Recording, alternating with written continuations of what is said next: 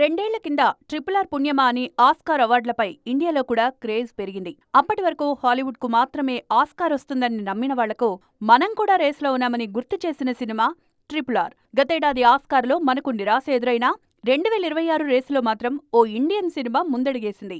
India నుంచి home bound ఆస్కార్కు short list అయింది. నీరజ్ ఘైవాన్ దర్శకత్వంలో జాన్వీ కపూర్, ఇషాన్ ఖట్టర్, విశాల్ జత్వా ప్రధాన పాత్రలో నటించిన ఈ సినిమా ప్రతిష్టాత్మక 98వ అకాడమీ అవార్డుల రేసులో నిలిచింది.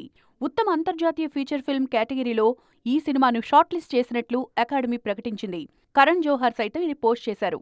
98వ అకాడమీ అవార్డుల కోసం మొత్తం 12 విభాగాల్లో ఎంపికైన చిత్రాల జాబితాను academy of motion picture arts and sciences విడుదల చేసింది. ఆస్కార్ తుది నామినేషన్లను 2026 జనవరి 22న ప్రకటించనుండగా మార్చి 15న అవార్డుల ప్రధానోత్సవం జరగనుంది. కాగా సంక్రాంతికొస్తున్నాం, కుబేరా, పుష్ప2, గాంధీ తాత చెట్టు, కన్నప్ప లాంటి సినిమాలు ఆస్కార్ కోసం పోటీపడి రేసు నుంచి తప్పుకున్నాయి.